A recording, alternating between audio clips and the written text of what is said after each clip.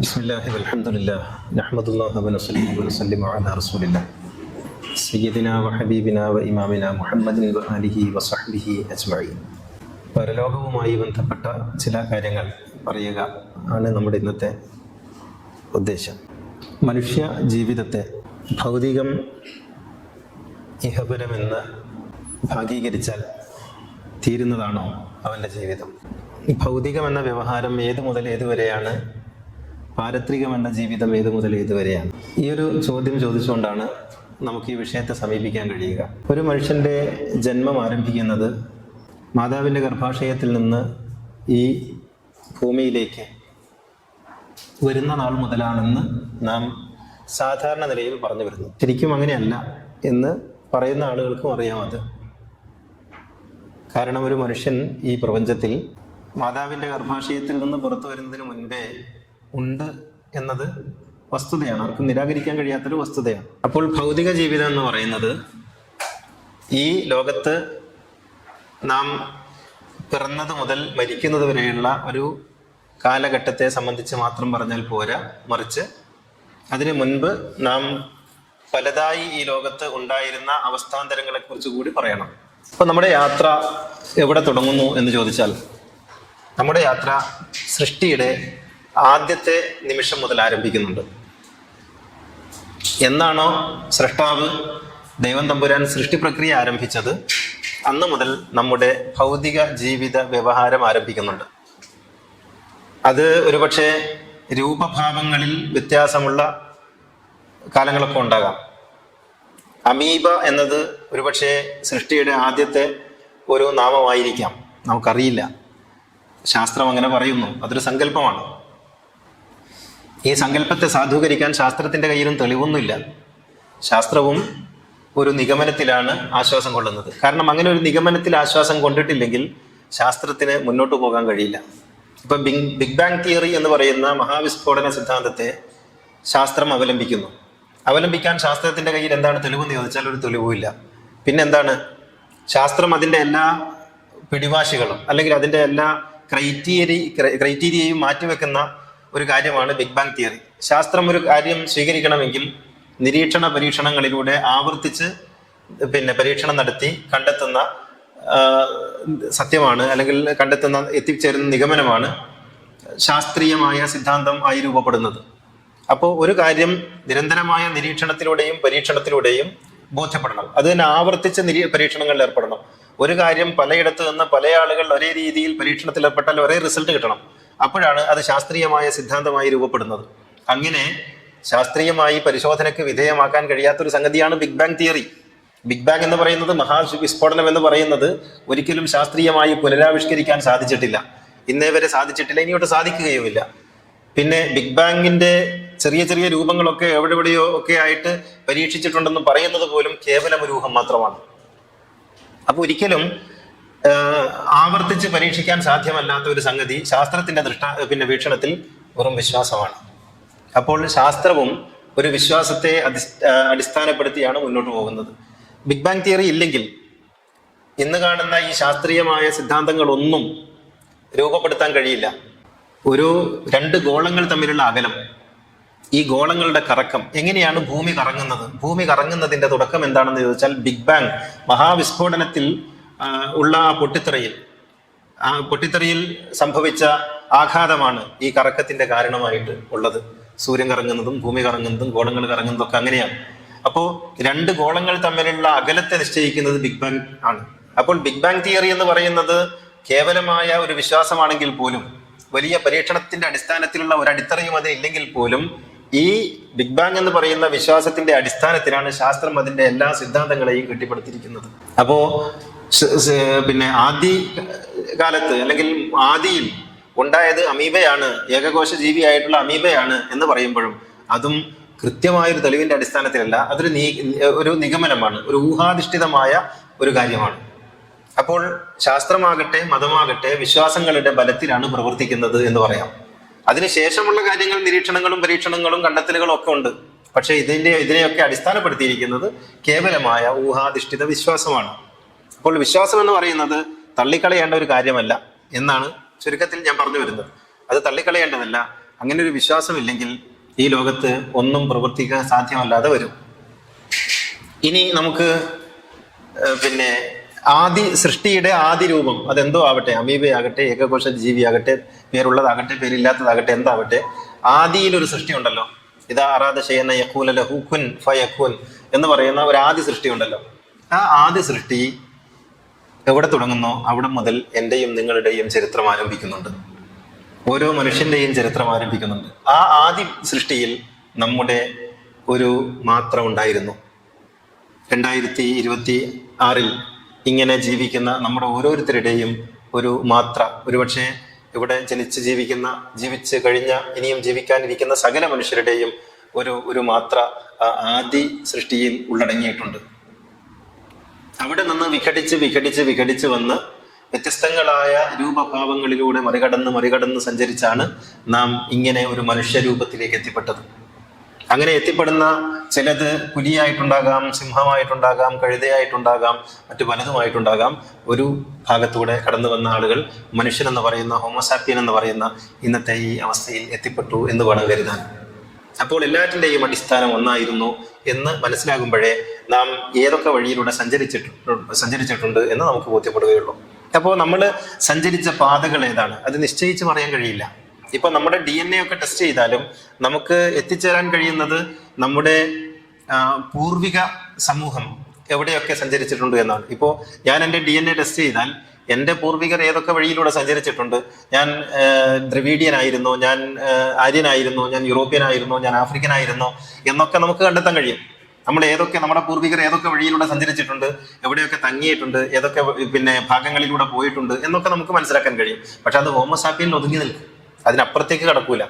അപ്പോൾ നമുക്ക് കണ്ടെത്താൻ കഴിയാത്ത, ഏത് ശാസ്ത്രീയമായ ടെക്നോളജി ഉപയോഗിച്ച് നമുക്ക് കണ്ടെത്താൻ കഴിയാത്ത ഒരു പൂർവ്വകഥ നമുക്ക് ഓരോരുത്തർക്കുണ്ട്. അന്ന് നമ്മൾ ആരായിരുന്നു എന്ന് ചോദിച്ചാൽ കൃത്യമായിട്ട് പറയാൻ കഴിയില്ല. നമുക്ക് ഇങ്ങനെ പറയാം, അന്ന് നമ്മൾ ഏതോ ഒരു മരത്തിന്റെ വിത്തായിരുന്നു, ഏതോ ഒരു പൂമ്പാറ്റയായിരുന്നു, ഏതോ ഒരു പുഴുവായിരുന്നു, ഈ മണ്ണിനടിയിലെ ഏതോ ഒരു വിത്തായിരുന്നു, ഒരു ചെടിയായിരുന്നു, ഒരു ഇലയായിരുന്നു എന്നൊക്കെ പറയാം. അങ്ങനെയുള്ള നമുക്ക് ഒരു പൂർവ്വ ജീവിതം നമുക്കെല്ലാവർക്കും ഉണ്ട്. അപ്പൊ നമ്മൾ പെട്ടെന്നൊരു ദിവസം മനുഷ്യനായിട്ട് പൊട്ടിമുളച്ചതല്ല, മറിച്ച് നമ്മൾ ഈ ലോകത്ത് സഹസ്രാബ്ദങ്ങളായിട്ട് നിലനിൽക്കുന്നുണ്ട്, ആയിരത്താണ്ടുകളായിട്ട് നാം ഈ ലോകത്ത് നിലനിൽക്കുന്നുണ്ട്. അങ്ങനെ പുനർജനിച്ചാണ് നാം ഇവിടെ എത്തുന്നത്. അപ്പോൾ പുനർജന്മ സിദ്ധാന്തം എന്ന് പറയുന്നത് മനുഷ്യജന്മം തന്നെ പലതായിട്ടുണ്ട് എന്നല്ല, മറിച്ച് മനുഷ്യന് പല പൂർവ്വജന്മങ്ങളുണ്ട് എന്നുള്ളതാണ്. പല പൂർവ്വജന്മങ്ങളുണ്ട്. അപ്പൊ നമ്മൾ ഏതോ ഒരു കാലത്ത് പ്രണയിക്കുകയായിരുന്നു നാം ഏതേതോ ജന്മങ്ങളിൽ എന്നൊരു പാട്ടുണ്ട്. അത് തീർച്ചയായിട്ടും കാൽപ്പനികമായ ഒരു കവിഭാവന മാത്രമല്ല, നമ്മുടെ ജീവിത ചക്രത്തെക്കുറിച്ചുള്ള ഒരു യാഥാർത്ഥ്യം കൂടിയാണ്. ഒരുപക്ഷെ നമ്മളൊക്കെ ഏതോ കാലത്ത് ഏതോ 2 മരങ്ങളിൽ പരസ്പരം നോക്കി ചിരിച്ച 2 പൂവുകളായിരിക്കാം, അല്ലെങ്കിൽ നാം ഏതോ ഒരു കടയിൽ വിൽക്കാൻ വെച്ച 2 പഴങ്ങളായിരിക്കാം. ഇങ്ങനെ വ്യത്യസ്തങ്ങളായ ജീവിത രൂപങ്ങൾ നമുക്ക് പണ്ട് കഴിഞ്ഞു പോയിട്ടുണ്ട്, പലതായി കഴിഞ്ഞു പോയിട്ടുണ്ട്. അങ്ങനെ കടന്നു വന്ന് ഇപ്പോൾ നാം നമ്മുടെ ജീവിതത്തിന്റെ ഒരു അർത്ഥപൂർണമായ ദൗത്യ രംഗത്ത് എത്തിപ്പെട്ടിരിക്കുന്നു എന്ന് വേണം പറയാൻ. അപ്പോൾ പഴയ ജന്മങ്ങൾക്കൊന്നും അർത്ഥപൂർണത ഉണ്ടായിരുന്നില്ല എന്നല്ല.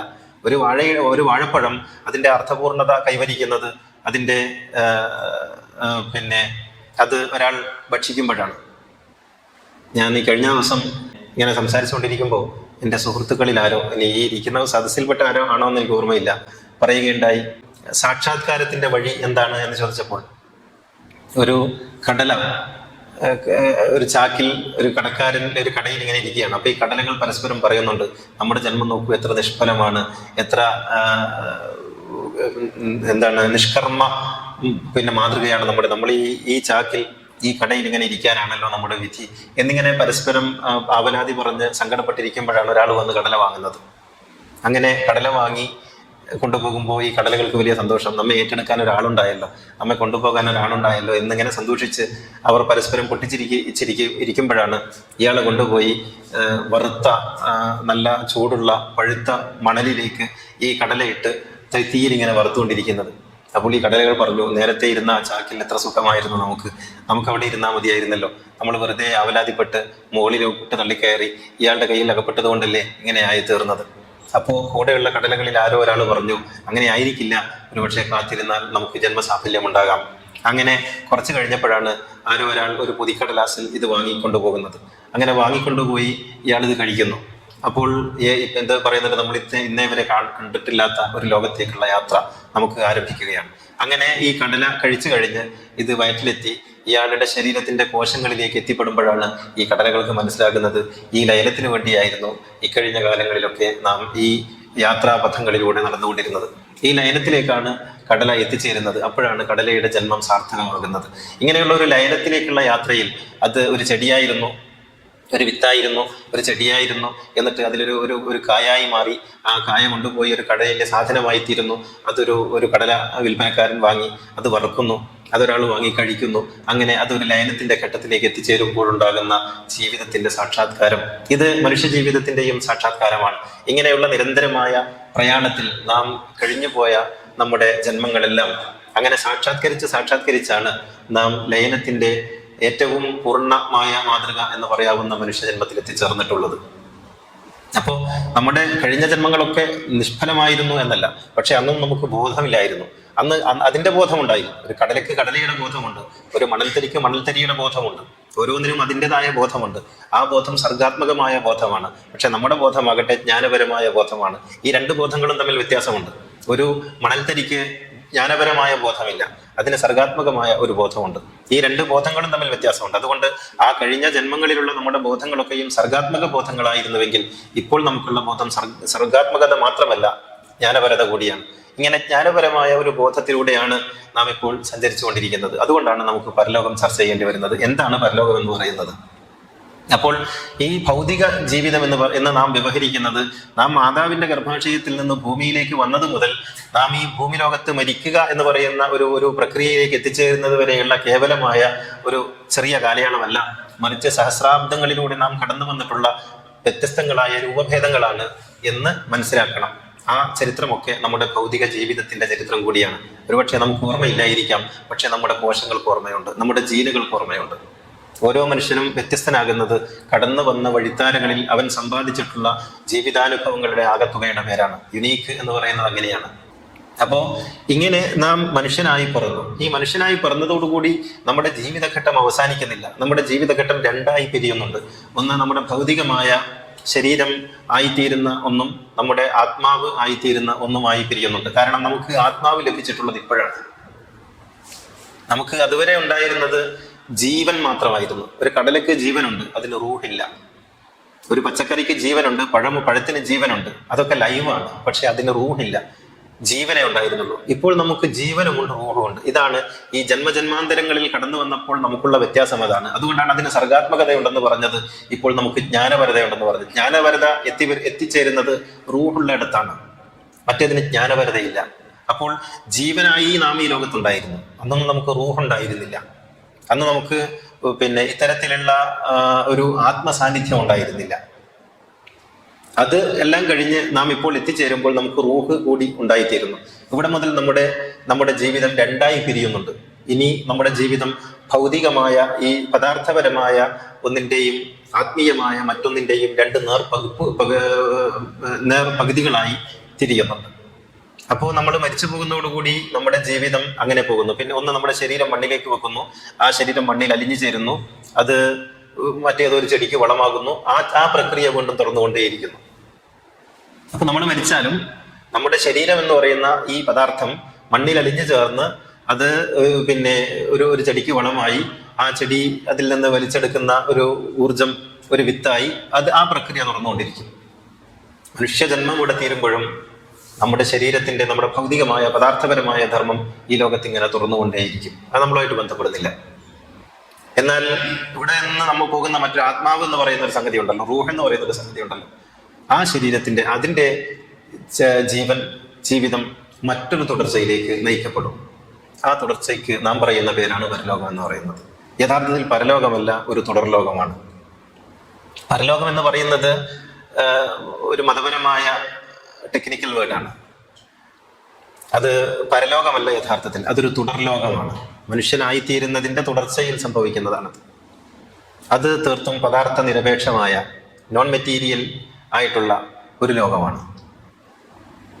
നാം ഇപ്പോൾ ഈ പദാർത്ഥ ലോകത്തിരുന്ന് നോൺ മെറ്റീരിയൽ ആയിട്ടുള്ള ഒരു ലോകത്തെക്കുറിച്ച് സംസാരിക്കുമ്പോൾ ധാരാളം പരിമിതികളുണ്ട്. ആ പരിമിതികളെ മറികടക്കാൻ നമുക്ക് വെളിപാടുകളെ ആശ്രയിച്ചേ പറ്റൂ. ഇന്നലെ ഞാൻ പറഞ്ഞതുപോലെ വെളിപാടുകൾ പലപ്പോഴും നമുക്ക് സഹായകരമാകുന്നത് ഇങ്ങനെയുള്ള നമുക്ക് നമ്മുടെ പരീക്ഷണങ്ങളിലൂടെ കണ്ടെത്താൻ കഴിയാത്ത ചില യാഥാർത്ഥ്യങ്ങളെ അഭിമുഖീകരിക്കുമ്പോഴാണ്.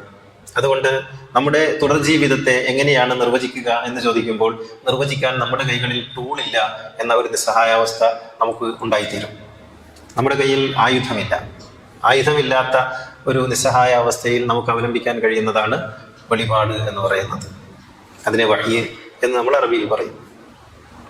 അപ്പോഴാണ് ഈ തുടർ ജീവിതത്തിന്റെ നോൺ മെറ്റീരിയൽ ആയിട്ടുള്ള പദാർത്ഥ നിരപേക്ഷമായിട്ടുള്ള ആ ലോകത്തെക്കുറിച്ചുള്ള അറിവുകൾ നമുക്ക് ലഭിക്കുന്നത്.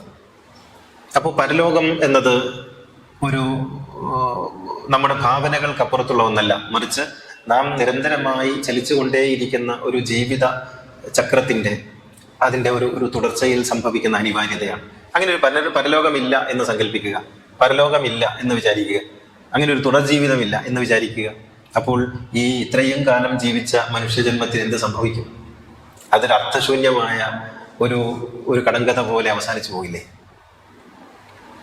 അപ്പോൾ ഈ മനുഷ്യൻ ഇത്രയും കാലം സഹസ്രാബ്ദങ്ങളായി സഞ്ചരിച്ചു വന്ന് ഒരു അർത്ഥപൂർണതയിൽ എത്തിച്ചേരുമ്പോൾ അവിടെ അങ്ങ് ഒടുങ്ങിപ്പോവുക എന്ന് പറയുന്നത് ഈ പ്രപഞ്ചത്തിന്റെ നീതിശാസ്ത്രത്തിനും ഈ പ്രപഞ്ചത്തിന്റെ സൗന്ദര്യശാസ്ത്രത്തിനും എതിരല്ലേ? അങ്ങനെ സംഭവിക്കാൻ പാടില്ലല്ലോ. അപ്പൊ പരലോകം എന്ന് പറയുന്നത് ഈ പ്രാപഞ്ചിക വ്യവസ്ഥയുടെ ഒരു അനിവാര്യതയാണ്. അത് പരലോകം എന്ന് പറയുമ്പോൾ പ്രയാസമുണ്ടെങ്കിൽ അതിന് തുടർലോകം എന്ന് പറഞ്ഞോളൂ, ഒരു തുടർ ജീവിതം എന്ന് പറഞ്ഞോളൂ. പക്ഷെ അതുണ്ടാവണമല്ലോ. ഇങ്ങനെ എവിടെയാണ് അവസാനിക്കുന്നത്? അവസാനിക്കുന്ന ഒരു പോയിന്റ് ജീവിതം ഗണിതമാണ് എന്ന് പറയും. അങ്ങനെയാണെങ്കിൽ ഗണിതത്തോട് നിങ്ങളൊന്ന് താതാത്മ്യം ചെയ്ത് നോക്കൂ. ഗണിതം എവിടെയാണ് അവസാനിക്കുന്നത്? ഗണിതം അവസാനിക്കുന്നത് എവിടെയാണ്? അക്കം, എണ്ണം അവസാനിക്കുന്നത്. നിങ്ങൾ എന്ത് പറഞ്ഞാലും അതിൻ്റെ കൂടെ ഒരു +1 ചേർത്താൽ അത് അവസാനിക്കുന്നില്ല.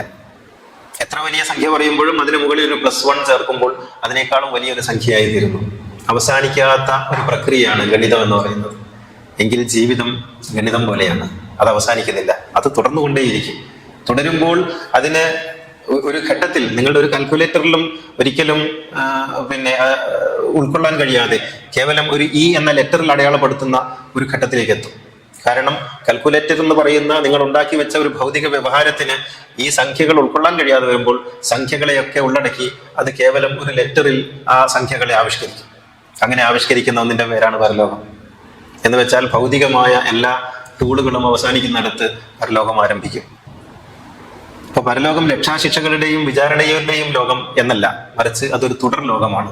ആ തുടർ ലോകത്ത് നിങ്ങളിപ്പോൾ ആയിത്തീർന്ന അവസ്ഥയുടെ എല്ലാ പ്രതിഫലനങ്ങളും അവിടെ ഉണ്ടാകും. ഇപ്പോൾ നിങ്ങൾ എന്താണോ ആയിത്തീർന്നിട്ടുള്ളത് അതിന്റെ പ്രതിഫലനങ്ങൾ ഉണ്ടാകും. പറഞ്ഞു വരുന്നത് ഇതാണ്, പരലോകം എന്ന് പറയുന്ന സങ്കല്പമില്ലെങ്കിൽ മനുഷ്യ ജീവിതം പൂർണ്ണമായും അർത്ഥശൂന്യമായി തീരും.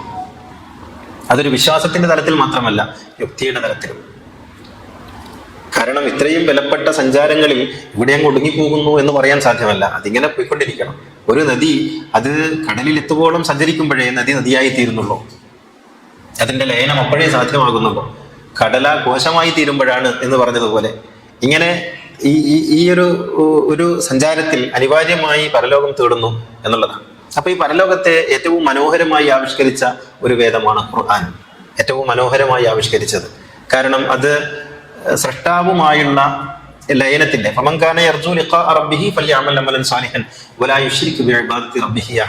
എന്ന് ഖുർആൻ പറയുമ്പോൾ പരലോകത്തെയും ഈ ലോകത്തെയും അതിന്റെ തുടർച്ചയെ വളരെ മനോഹരമായി ബന്ധിപ്പിക്കുന്നുണ്ട്. നിങ്ങൾക്ക് പരലോകം എന്ന് പറയുന്നത് ഒരു ആസ്വാദ്യകരമാകണമെങ്കിൽ ഇവിടെ വെച്ച് തന്നെയുള്ള ഒരുക്കങ്ങൾ അതിനു വേണ്ടി നടത്തേണ്ടതായിട്ടുണ്ട് എന്ന് ഖുർആൻ പറയും. ഒരു ആസ്വാദ്യത ഇവിടെ വെച്ച് തന്നെ തുടങ്ങണം. അപ്പൊ പരലോകം എന്ന് പറയുന്നത് ഭയജനകമായ ഒരു സംഗതിയല്ലെന്നും ഇതിന്റെ ഒരു തുടർച്ചയാണെന്നും അതുകൊണ്ട് ഇവിടെ നിന്നേ നിങ്ങൾ ചിരിച്ചു തുടങ്ങണമെന്നും എങ്കിൽ അവിടെ വെച്ച് പൊട്ടിച്ചിരിക്കാമെന്നും ഖുർആൻ പറയും. ഇവിടെ വെച്ചുള്ള ചിരിയാണ് പരലോകത്തെ പൊട്ടിച്ചിരിയായി മാറുന്നത്. ഇവിടെ വെച്ചുള്ള നിങ്ങളുടെ ആനന്ദമാണ് അവിടെ പരമാനന്ദമായി തീരുന്നത്. ഇവിടെ വെച്ചുള്ള നിങ്ങളുടെ ജീവിതത്തിന്റെ സന്തോഷങ്ങളാണ് അവിടെ വലിയ സ്വർഗമായി നമുക്ക് പരിവർത്തിപ്പിക്കാൻ കഴിയുന്നത്. അപ്പോൾ സ്വർഗം എന്ന് പറയുന്നത് പെട്ടെന്ന് ഉണ്ടായിത്തീരുന്നതല്ലെന്നും അത് ഇപ്പോഴേ പണിതുകൊണ്ട് ഇരിക്കണമെന്നും നമുക്ക് നാമേ പണിവതുനാകും നരകവും അതുപോലെ എന്ന് ഉള്ളൂര് പറഞ്ഞതുപോലെ ഇപ്പോഴേ നാം ഇങ്ങനെ ഇവിടെ വെച്ച് തന്നെ പണിത് തുടങ്ങേണ്ടുന്ന ഒരു പ്രക്രിയയുടെ പേരാണ് സ്വർഗം എന്ന് പറയുന്നത്. ഇപ്പൊ മരണത്തിന് ശേഷം യഥാർത്ഥത്തിൽ ഒരു പുതിയ ലോകം ആരംഭിക്കുകയല്ല, മറിച്ച് ജീവിക്കുന്ന ലോകത്തിന്റെ തുടർച്ച ആരംഭിക്കുകയാണ് ചെയ്യുന്നത്. നിങ്ങൾ കയറ്റം കിട്ടുന്നവരെ ഉദ്യോഗത്തിൽ നിന്ന് ഒരാൾ LD ക്ലർക്കായിട്ട് ജോലിയിൽ കയറിയ ഒരാൾ UD ക്ലർക്കായും പിന്നെ സൂപ്രണ്ടായും ഒക്കെ ഉദ്യോഗ കയറ്റം കിട്ടുന്നത് പോലെ നിങ്ങൾക്ക് ഒരു കയറ്റം കിട്ടുകയാണ്. നിങ്ങളുടെ ഭൗതിക ജീവിതത്തിൽ നിന്ന് മറ്റൊരു ജീവിതത്തിലേക്കുള്ള ഒരു പ്രൊമോഷനാണ് മരണം എന്ന് പറയുന്നത്. അപ്പോൾ നാം മരിക്കുന്നില്ല, മറിച്ച് നാം മറ്റൊരു ജീവിതത്തിലേക്ക് പ്രവേശിക്കുകയാണ് ചെയ്യുന്നത്. ഇവിടെ നാം ഈ ബന്ധങ്ങൾ അവസാനിക്കും എന്ന് പറയുന്നത്, നമുക്ക് ഒരുപാട് ബന്ധങ്ങൾ അവസാനിച്ചിട്ടാണ് നമ്മൾ ഇന്നത്തെ ഈ നിലയിലെത്തിയത്. നാം മാതാവിന്റെ ഗർഭാശയത്തിലായിരിക്കെ നാം മാതാവിന്റെ ഭാഗമായിരുന്നു. ആ ബന്ധം ഒക്കെ ഇല്ലാതാക്കിയ ചരടുകളൊക്കെ പൊട്ടിച്ച് അവസാനം ഉള്ള ഒരു ചരടിനെ അവസാനം കത്തിരിച്ച് കളഞ്ഞിട്ടാണ് നമ്മൾ പുറത്തേക്ക് വന്നത്. അപ്പോൾ ബന്ധങ്ങൾ മാറി മാറി നമ്മൾ പുതിയ പുതിയ ബന്ധങ്ങളിലേക്ക് എത്തിച്ചേരും. അപ്പോ പരലോകം എന്ന് പറയുന്നത് മറ്റൊരു ബന്ധത്തിന്റെ ലോകമാണ്. അവിടെ ആത്മാക്കളുടെ ലോകമാണ്. അവിടെ ശരീരപ്രധാനമല്ല, ആത്മപ്രധാനമാണ് എന്ന് മാത്രമേ ഉള്ളൂ. അപ്പോൾ ശരീരപ്രധാനമല്ലാത്ത ഒരു ലോകം, അങ്ങനെയുള്ള ലോകങ്ങളിലൂടെ നമ്മൾ കടന്നു വന്നിട്ട് നമുക്ക് ഓർമ്മയില്ലാത്തതുകൊണ്ടാണ് ഇനി നമ്മൾ വീണ്ടും അങ്ങനെയുള്ള ലോകത്തേക്കാണ് കടന്നു ചെല്ലുന്നത്. അപ്പൊ അവിടെ ഈ ലോകത്തുള്ള മനുഷ്യന്റെ കർമ്മങ്ങൾ എങ്ങനെയാണ് അവിടെ ബാധിക്കുക? ഇതാണ് നമ്മുടെ അടുത്ത ചോദ്യം. എങ്ങനെയാണ് കർമ്മങ്ങൾ ബാധിക്കുക? മനുഷ്യന്റെ കർമ്മങ്ങൾ എന്ന് പറയുന്നത് മനുഷ്യ ജീവിതത്തിന്റെ അടയാളങ്ങളാണ്. നമ്മൾ ചെയ്യുന്ന എല്ലാ കർമ്മങ്ങളും നമ്മുടെ അടയാളങ്ങളായിട്ട് അവശേഷിക്കും. അതുകൊണ്ട് പ്രവാചകൻ പറയുന്നുണ്ട്, ഓരോ പ്രവൃത്തിയും ഓരോ കുത്താണ്, ഒരു പോയിന്റാണ് എന്ന് പറയും. ആ പോയിന്റുകളാണ് യഥാർത്ഥത്തിൽ നമ്മളായിത്തീരുന്നത്. അപ്പോൾ നമ്മുടെ കർമ്മങ്ങൾ എന്ന് പറയുമ്പോൾ ചരണം കൊണ്ട് ചെയ്യുന്നത്, കരചരണം കൊണ്ട് ചെയ്യുന്നത് മാത്രമല്ല, നമ്മുടെ വാക്കും നമ്മുടെ ചിന്തകളൊക്കെ നമ്മുടെ കർമ്മരൂപങ്ങളിൽ പെടും. അപ്പോ കർമ്മങ്ങൾ നമ്മുടെ വിലാസം നമ്മുടെ കർമ്മങ്ങളായിട്ടാണ് കണക്കാക്കപ്പെടുന്നത്. അപ്പൊ അതുകൊണ്ട് തന്നെ നാം മറ്റൊരു ലോകത്തെത്തിയാൽ അവിടെയുള്ള നമ്മുടെ തുടർച്ച നമ്മുടെ കർമ്മങ്ങളെ ആസ്പദിച്ചാണ് കണക്കാക്കപ്പെടുക. നിങ്ങൾ ഇവിടെ വെച്ച് ചെയ്യുന്ന കാര്യങ്ങൾ ഹസനത്ത് സയ്യത്ത്, നന്മ തിന്മ എന്നിങ്ങനെ നമ്മൾ രണ്ട് ഗണത്തിലാണല്ലോ പെടുത്തുന്നത്. അപ്പൊ അത് ഏത് കർമ്മങ്ങളാണ് കൂടുതലുള്ളത് അതനുസരിച്ചായിരിക്കും അവിടെ ജീവിതത്തിന്റെ തുടർച്ച നിശ്ചയിക്കപ്പെടുക. അപ്പൊ നല്ല കർമ്മങ്ങളാണ് ചെയ്യുന്നതെങ്കിൽ നല്ല തുടർച്ച ഉണ്ടാകും, നല്ലതല്ലാത്ത കർമ്മങ്ങളാണ് ചെയ്യുന്നതെങ്കിൽ ശുദ്ധീകരണ തുടർച്ച ഉണ്ടാകും. ഈ നരകം എന്ന് പറയുന്നത് ഒരു ശുദ്ധീകരണ തുടർച്ചയാണ്, അതൊരു അവസാനമല്ല, ഒരു ശുദ്ധീകരണം. അതുകൊണ്ടാണ് അദാബ് എന്ന വാക്കിന്റെ അർത്ഥം ശിക്ഷ എന്നല്ല. അറബി ഭാഷയിൽ മാ ഉൻ അദ്ബുൻ ഫുറാത്തുൻ, ഖുർആനിലൊരു പ്രയോഗമാണ്. മാ ഉൻ അദ്ബുൻ ഫുറാത്തുൻ, ശുദ്ധീകരിച്ച വെള്ളം. അദ്ബ് എന്ന വാക്കിന്റെ അർത്ഥം ശുദ്ധീകരണം എന്നാണ്. അപ്പൊ ഒരു മനുഷ്യൻ അദാബിലാണെന്ന് പറഞ്ഞാൽ അയാൾ ശുദ്ധീകരിക്കപ്പെടുന്നു എന്നാണ് അർത്ഥം. അറബി ഭാഷയിൽ ഉള്ള അദാബിനെ കുറിച്ചാണ് ഞാൻ പറയുന്നത്, നമ്മുടെ പ്രയോഗത്തിലുള്ള അദാബല്ല. അദ്ബ് എന്നാൽ മാ ഉൻ അദ്ബ് എന്ന് പറഞ്ഞാൽ ശുദ്ധീകരിച്ച വെള്ളം എന്നാണ്, പ്യൂരിഫൈഡ് വാട്ടർ. അപ്പോ ശുദ്ധീകരിക്കപ്പെടുന്ന ഒരു അവസ്ഥയാണ് അദാബ് എന്ന് പറയുന്നത്. അപ്പോൾ നിങ്ങൾ അദാബിൽ അകപ്പെടും എന്ന് പറഞ്ഞാൽ ശുദ്ധീകരിക്കപ്പെടും എന്നാണ്. അപ്പൊ ഈ കർമ്മ ദോഷങ്ങളിൽ നിന്ന് ഒരാൾ ശുദ്ധീകരിക്കപ്പെടുകയും എന്നിട്ട് അയാൾക്ക് അയാളുടെ വാസസ്ഥലമായ സ്വർഗം എന്ന് പറയുന്നത് നമുക്ക് വിശദീകരിക്കാം. ഈ പറയപ്പെടുന്ന സുരലോക സ്വർഗമൊന്നുമല്ല, മറിച്ച് മറ്റൊരു സ്വർഗ സങ്കല്പം ഖുർആനിലുണ്ട്, അത് നമുക്ക് പറയാം. അപ്പോൾ സ്വർഗമാണ് മനുഷ്യന്റെ അത്യധികമായ തേട്ടം, അല്ലെങ്കിൽ മനുഷ്യൻ യാത്ര ചെയ്യുന്ന അതിലേക്കാണ്. കടലിനെ വെള്ളം തേടുന്നത് പോലെ മനുഷ്യൻ തേടുന്നത് ഈ ലയനത്തിന്റെ സ്വർഗീയ സൗഖ്യത്തിലേക്കാണ്. അതിലേക്ക് മനുഷ്യൻ എത്തിപ്പെടണമെങ്കിൽ കടമ്പകൾ കടക്കണം. ആ കടമ്പകളിൽ പലതും അവന്റെ കർമ്മദോഷങ്ങളാൽ സംഭവിച്ചതായിരിക്കും. ഈ കടമ്പകളിൽ ഒന്നാണ് ജഹന്നം എന്ന് പറയുന്നത്, നരകം എന്ന് പറയുന്നത്. അപ്പോൾ അത് അത്യന്തികമായ ഒരു വാസസ്ഥാനമല്ല, മറിച്ച് അത് അവന്റെ ശുദ്ധീകരണ പ്രക്രിയയുടെ ഘട്ടങ്ങളാണ്. ചില ആളുകൾക്ക് ഈ ലയനത്തിലേക്ക് നേർക്കുനേരെ പോകാം, ചില ആളുകൾക്ക് ഇത് ഈ നേരത്തെ കടലെ അനുഭവിച്ചതുപോലെ വറചട്ടിയിൽ ഇങ്ങനെ എരിപൊരി കൊണ്ട് തുള്ളി തുള്ളി ആയിരിക്കാം ലയനത്തിലേക്ക് എത്തിച്ചേരുന്നത്. ചില പച്ചക്കറികളാണെങ്കിൽ അത് ഡയറക്റ്റ് തന്നെ ആയിരിക്കാം പോയി തീരുന്നത്. പക്ഷെ ഓരോന്നിനും അതിൻ്റെതായ റൂട്ടുണ്ട്. അപ്പോൾ നാം എങ്ങനെ പോകുന്നു എന്നത് നമ്മുടെ കർമ്മങ്ങളെ ആശ്രയിച്ചിരിക്കും. പക്ഷെ നമുക്ക് അത്യന്തികമായി എത്തിച്ചേരാനുള്ളത് ആ സച്ചിദാനന്ദത്തിന്റെ ലോകത്തിലാണ്. ദൈവദശകത്തിൽ പറഞ്ഞതുപോലെ, നീ സത്യം ജ്ഞാനമാനന്ദം നീ തന്നെ വർത്തമാനവും, ഭൂതവും ഭാവിയും വേറല്ല ഭൂതം മൊഴിയും ഓർക്കിൽ നീ, അകവും പുറവും തിങ്ങും മഹിമാവാർന്ന നിൻപദം പുകഴ്ത്തുന്നു ഞങ്ങൾ അങ്ങ് ഭഗവാനെ ജയിക്കുക മഹാദേവ ദീനാവന പരായണ, ജയിക്കുക ചിദാനന്ദ ദയാസിന്ധോ ജയിക്കുക. ആഴമേറും നിൻ മഹസ്സാം ആഴിയിൽ ഞങ്ങളാകവേ, ആഴണം വാഴണം നിത്യം വാഴണം സുഖം എന്ന് പറയും. ആഴമേറും നിൻ മഹസ്സാം ആദിയിൽ ഞങ്ങളാകവേ, ആഴിയിൽ ഞങ്ങളാകവേ, ആഴണം വാഴണം നിത്യം വാഴണം സുഖം. അങ്ങനെ ദൈവത്തിൽ വസിക്കുന്ന ഒരവസ്ഥയിലേക്ക്, ഒരു ലയനത്തിലേക്ക് എത്തിച്ചേരുന്ന ഇതിനു വേണ്ടിയുള്ള മനുഷ്യന്റെ പ്രയാണത്തിൽ ഈ ശരീരം ഒരു തടസ്സമാകുമ്പോൾ ഒരിടത്ത് നമ്മുടെ ശരീരം വെടിയുന്നു, നമ്മുടെ യാത്ര തുടരുന്നു. അപ്പോൾ നമ്മുടെ കർമ്മദോഷം നേർക്കുനേരെ ആ ലയനത്തിലേക്ക് എത്തിച്ചേരുന്നതിന് നമുക്ക് തടസ്സമാകുന്നു. അപ്പോൾ നമുക്കവിടെ ഒരു ശുദ്ധീകരണ സ്ഥലത്തേക്ക് നമ്മെ പറഞ്ഞയക്കുന്നു. ആ ശുദ്ധീകരണ സ്ഥലത്ത് നിന്ന് ശുദ്ധീകരിച്ച് വീണ്ടും നമ്മൾ നമ്മുടെ ലക്ഷ്യത്തിലേക്ക് വരുന്നു. ചില ആളുകൾ നേർക്കുനേരെ ആ ലക്ഷ്യത്തിലേക്ക് നടന്നു പോകുന്നു. ഈ വ്യത്യാസമേ ഉള്ളൂ. ആത്യന്തികമായി മനുഷ്യനൊക്കെ സച്ചിദാനന്ദ ലോകത്തേക്ക് പോകുന്നവനാണ്. അതാണ് പരലോകം എന്ന് പറയുന്നത്. ഈ സച്ചിദാനന്ദ ലോകത്തെയാണ് ഖുർആൻ ജന്നാത്തുൽ ഫിർദൗസ് എന്നും ജന്നാത്തു അദിൻ എന്നും ജന്നത്ത് എന്നും ഒക്കെ പറയുന്നത്. ഈ ശുദ്ധീകരണ സ്ഥാനത്തെയാണ് ജഹന്നം എന്നും സഈർ എന്നും നാർ എന്നും ഒക്കെ ഖുർആൻ വ്യവഹരിക്കുന്നത്. അത് തീയല്ല, മറിച്ച് അത് ഒരു ശുദ്ധീകരണ സ്ഥലിയാണ്. അവിടെ തീ ഉണ്ടാകാം, തീ ഇല്ലാതിരിക്കാം. ഒരു സൂഫി കഥയുണ്ട്. ഒരിക്കൽ ഒരാള് പരലോകത്ത് നിൽക്കുമ്പോൾ അയാൾക്ക് അല്പം തീയുടെ ആവശ്യം വന്നു. അപ്പോൾ അയാൾ വിചാരിച്ചു നരകത്തിൽ തീ ഉണ്ടാവുമല്ലോ, അപ്പൊ അവിടെ പോയിട്ട് തീ വാങ്ങാം എന്ന് കരുതി നരകത്തിലേക്ക് പോയി. നരകത്തിലേക്ക് പോയപ്പോൾ നരകത്തെ കാക്കുന്ന മലക്കവിടെ ഇരിക്കുന്നുണ്ട്. അദ്ദേഹത്തോട് പറഞ്ഞു തീ വേണം എന്ന് പറഞ്ഞു. അപ്പോൾ ഇയാൾ ചോദിച്ചു തീയോ? തീ ഇവിടെ ഇല്ലല്ലോ. അല്ല, നരകത്തിന് തീ. അങ്ങനെ നരകത്തിൽ തീയൊന്നുമില്ല. ഇവിടെ വരുന്ന ഓരോരുത്തരും തീയുമായിട്ടാണ് വരുന്നത്. അവരാ തീയിൽ വന്നുകൊണ്ടിരിക്കുന്നു എന്നല്ലാതെ ഇവിടെയായിട്ട് തീയില്ല എന്ന് ഈ മലക്ക് മറുപടി പറഞ്ഞു എന്നാണ്. അപ്പൊ അവിടെയായിട്ട് തീയില്ല, നമ്മൾ നമ്മുടെ തീയും കൊണ്ടാണ് പോകുന്നത്. അപ്പോ നമുക്ക് നമ്മുടെ സ്വർഗവും നമ്മുടെ നരകവും ഒക്കെ നമ്മുടെ കൈകളിലാണുള്ളത്. നമ്മൾ തീയുമായി പോകുന്നു. ആ തീയിൽ കിടന്ന് നമ്മൾ ഇങ്ങനെ വന്തുരുകുന്നു. ആ വന്തുരുകൽ കഴിഞ്ഞാൽ നമ്മുടെ ഉള്ളിലെ തീ കെട്ടാൻ നമ്മെ സ്വർഗത്തിലേക്ക് ആനയിക്കുന്നു. സച്ചിദാനന്ദ ലോകത്ത് നമ്മൾ എത്തിപ്പെടുന്നു. ഇങ്ങനെയാണ്. അല്ലാതെ അവിടെ ഒരു കത്തിക്കപ്പെട്ട തീയോ ഒന്നുമില്ല. നരകത്തിൽ തീയില്ല, സ്വർഗത്തിൽ ഹൂറിയുമില്ല. ഇതാണ്. അപ്പോ ഈ സ്വർഗം എന്ന് പറയുന്നത് നമ്മൾ ആകപ്പാടെ പദാർത്ഥപരത പദാർത്ഥം പറഞ്ഞു സ്വർഗം എന്ന് പറയുന്ന ഒരു 7 സ്റ്റാർ ഹോട്ടലിനോട് നമ്മൾ ഏതാണ്ടൊക്കെ ചേർത്ത് വെച്ചു. അവിടെ എത്ര മാറുള്ള സ്ത്രീ ഉണ്ട്. ഇങ്ങനെയാണ് മാറിടത്തിന്റെ കണക്കൊക്കെയാണ് സ്ത്രീയെ കുറിച്ച് പറയുമ്പോൾ. എത്രമാത്രം സ്ത്രീ വിരുദ്ധമായ ഇതൊരു സ്ത്രീ കേൾക്കുമ്പോൾ എന്ത് തോന്നും? നിങ്ങൾ ആലോചിച്ച് നോക്കുക. ഈ സ്വർഗത്തിന്റെ ഉപമ പറഞ്ഞിട്ട് അത് ഒരു സ്ത്രീ കേൾക്കുമ്പോൾ എന്ത് തോന്നും ആ സ്ത്രീക്ക്? ഇന്ന് നമ്മൾ പറയുന്ന സ്വർഗത്തിലേക്ക് പോകാൻ ആഗ്രഹിക്കുന്ന, സത്യസന്ധമായി ആഗ്രഹിക്കുന്ന സ്ത്രീകൾ എത്ര പേരുണ്ടാവും? അവർക്ക് ഈ വലിയ മാറുള്ള സ്ത്രീകളെ കിട്ടിയിട്ട് എന്താ കാര്യം? അവരെ മോഹിപ്പിക്കുന്ന ഒരു സംഗതി അല്ലല്ലോ അത്. വലിയ മാറിടമുള്ള സ്ത്രീകളുണ്ട് എന്ന് പറയുന്ന ഒരു സ്ത്രീയെ മോഹിപ്പിക്കുന്ന ഒരു കാര്യമാണോ? അപ്പൊ നിങ്ങൾ ആലോചിച്ച് നോക്കൂ. ഒരു ലിംഗവിഭാഗത്തെ മാത്രം മോഹിപ്പിക്കുന്ന ഒരു മുന്തിയ ഹോട്ടൽ സംഭവമാണ് സ്വർഗം. അവിടെ കള്ളുണ്ട്, അവിടെ തേനുണ്ട്, അവിടെ മുന്തിരിയുണ്ട്, ഈത്തപ്പഴമുണ്ട്, ആപ്പിളുണ്ട്. ഇതൊക്കെ പറഞ്ഞ് പ്രലോഭിപ്പിക്കുന്ന ഒരു കാലം ഉണ്ടായിരിക്കാം ഒരുപക്ഷെ. ഇതൊരു പ്രലോഭനമാണ് യഥാർത്ഥത്തിൽ. ഒരു മനുഷ്യനെ എങ്ങനെയാണ്, ഒരു ബുദ്ധിയുള്ള യുക്തിയുള്ള ഒരു മനുഷ്യനെ എങ്ങനെയാണ് യഥാർത്ഥത്തിൽ ഇതൊക്കെ എന്താണെന്ന് ഖുർആൻ പറയുന്നുണ്ട്. മസലുൽ ജന്നത്തില്ലത്തി വഇദൽ മുത്തഖൂൻ. ഇതൊക്കെ ഉപമയാണ് എന്ന് ഖുർആൻ പറയുന്നുണ്ട്. ഇതൊന്നും സ്വർഗമല്ല, ഇതൊക്കെ സ്വർഗത്തിന്റെ ഉപമയാണ്.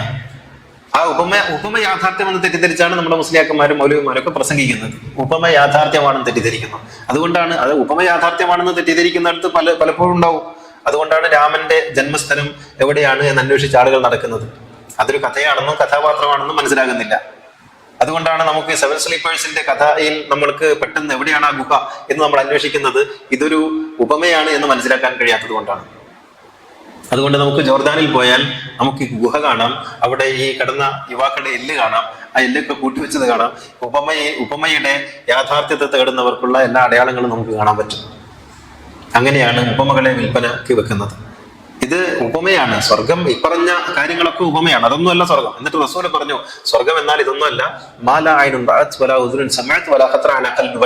ഒരു ചെവിയും കേട്ടിട്ടില്ലാത്ത, ഒരു കണ്ണും കണ്ടിട്ടില്ലാത്ത, ഒരു ഭാവനയിലും വിരിഞ്ഞിട്ടില്ലാത്ത സച്ചിദാനന്ദത്തിന്റെ ലോകമാണത്. ആനന്ദമായി തീരുക, ആനന്ദമായി തീരുക. ഇപ്പൊ നമുക്ക് ആനന്ദം വന്നു ചേരലാണ്. ആനന്ദമായി തീരുന്ന ശിശു സഹജമായ അവസ്ഥയ്ക്കാണ് സ്വർഗം എന്ന് പറയുന്നത്. ഒരു ശിശുവിനെ ആനന്ദിക്കാൻ പ്രത്യേകിച്ചൊന്നും വേണ്ട. ശിശു ആനന്ദമാണ്. ശിശു ആനന്ദമായത് കൊണ്ടാണ് ഒരു ശിശുവിന്റെ മുഖത്ത് നോക്കുന്ന ഒരാളുടെ മുഖത്ത് പുഞ്ചിരി വിരിയുന്നത്. കാരണം ആനന്ദത്തെ ഉണ്ടാക്കും. ഒരു ചെറിയ കുഞ്ഞിന്റെ മുഖത്ത് നോക്കുമ്പോൾ നമ്മുടെ ഉള്ളിൽ ആനന്ദം, നമ്മുടെ മുഖത്ത് ചിരി വരും. അവൻ ചിരിക്കുമ്പോൾ നമ്മൾ ചിരിക്കും. അത് ആനന്ദമായി തീരുന്നൊരവസ്ഥയാണ്. ആ അവസ്ഥയ്ക്കാണ് സ്വർഗം എന്ന് പറയുന്നത്. അതുകൊണ്ടാണ് സ്വർഗത്തെ ഉപമിക്കുമ്പോൾ നമുക്ക് എപ്പോഴും ശൈശവത്തെ ഉപമിക്കേണ്ടി വരുന്നത്. നിങ്ങൾ ആനന്ദത്തെ തേടുകയല്ല, നിങ്ങൾ തന്നെ ആനന്ദമായി തീരുന്നു. ഇവിടെ നമുക്കൊരു സുഖം കിട്ടണമെങ്കിൽ ഉപാധിയുണ്ട്. സുഖം എന്ന് പറയുന്നത് ആനന്ദമല്ല കേട്ടോ. ആനന്ദത്തിന് എതിർവചനമില്ല. ആനന്ദത്തിന് എതിർവചനമില്ല. സുഖത്തിന് ദുഃഖമുണ്ട്, സന്തോഷത്തിന് സങ്കടമുണ്ട്. ആനന്ദത്തിന് എതിർവചനമില്ല. എതിർവചനമില്ലാത്തൊരവസ്ഥയാണ് ആനന്ദം. അതിന് പിന്നെ ഓപ്പോസിറ്റ് ഇല്ല. ആനന്ദമായി തീർന്നാൽ പിന്നെ ഓപ്പോസിറ്റ് ഇല്ല. ലയിച്ചു കഴിഞ്ഞാൽ പിന്നെ അതിനപ്പുറത്ത് മറ്റൊന്നില്ല. ആനന്ദം അനുഭവിക്കുക എന്ന് വെച്ചാൽ നിങ്ങൾ ദൈവത്തിൽ അലിഞ്ഞ് ഇരിക്കുക എന്നാണ്. ഗുരു പറയുന്നത് പോലെ ആത്മോപദേശ ശതകത്തിന്റെ ഏറ്റവും അവസാനത്തെ ശ്ലോകത്തിൽ ഗുരു പറയുന്നുണ്ട്, മൃദുവായി മൃദുവായി അമർന്നിടയണം. മൃദുവായി മൃദുവായി അമർന്നിടയണം. അങ്ങനെ ലയിച്ചു ചേരുക, ആയിത്തീരുക എന്നുള്ളതാണ്. അവിടെ പിന്നെ ഉപാധികളില്ല. ഇപ്പൊ നമുക്ക് നന്നായിട്ട് പിന്നെ എന്താണ് ഒന്ന് സുഖം ഉണ്ടാവണമെങ്കിൽ നല്ല ഭക്ഷണം കഴിക്കണം, അല്ലെങ്കിൽ ഓപ്പോസിറ്റ് സെക്സുമായി പിന്നെ നമുക്ക് ലൈംഗിക ബന്ധത്തിൽ ഏർപ്പെട്ട് സുഖം ഉണ്ടാക്കാം, അല്ലെങ്കിൽ ലഹരി ഉപയോഗിച്ച് സുഖം ഉണ്ടാക്കാം, അതും അല്ലെങ്കിൽ പിന്നെ എന്തെങ്കിലും ഒരു മത്സരം കണ്ടിട്ട് സുഖം. ഇതൊക്കെ നൈമിഷികമാണ്. മാത്രമല്ല ഇതിനൊക്കെ ഓപ്പോസിറ്റ് എഫക്റ്റും ഉണ്ട്. പക്ഷെ ആനന്ദം എന്ന് പറയുന്നത് ഒരു കാരണവുമില്ലാതെ നിങ്ങളിൽ തന്നെ ഉണ്ടായിത്തീരുന്ന ഒരവസ്ഥയാണ്. അത് നിങ്ങളായിത്തീരുന്ന അവസ്ഥയാണ്. ഇതാണ് സ്വർഗം.